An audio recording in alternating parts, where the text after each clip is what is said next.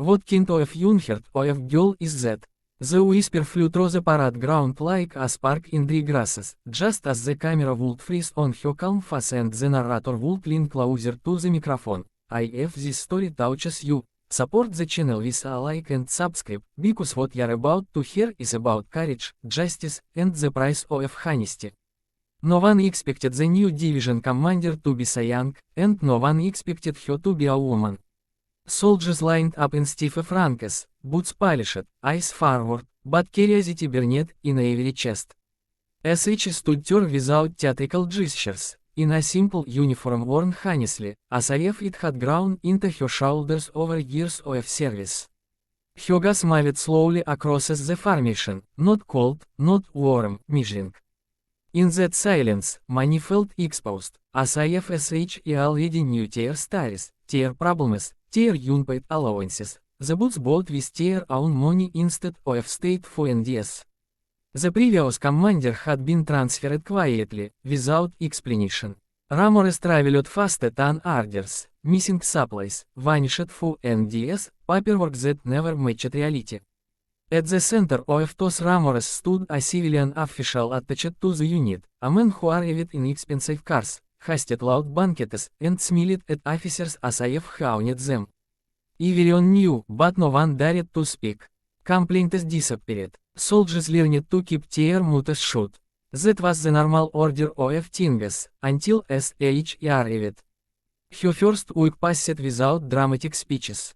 SHE walked the barracks at night, asked soldiers where they were from, what hurt, what they liked.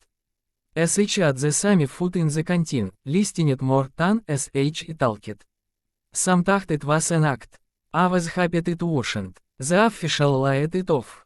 Shall learn, he said over another table heavy with food and drink. Everyone learns. The learning comes sooner than he expected. One morning, SHE ordered a full financial inspection.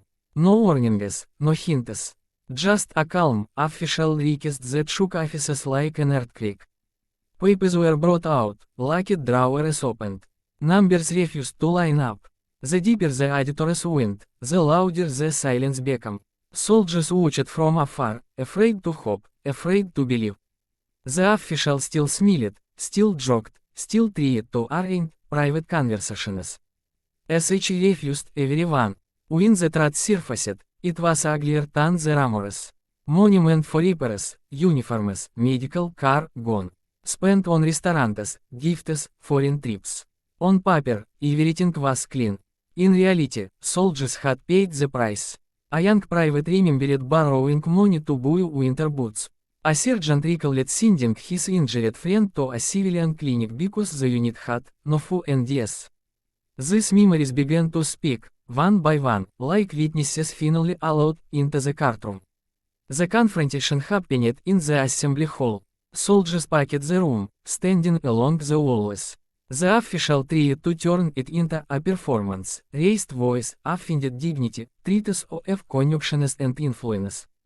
He pointed at her and lied, asking loudly who SHE thought SHE was. The room held its breath. SHE waited until he finished.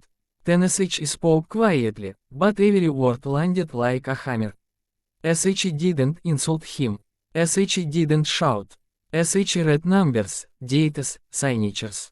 SHE named consequences.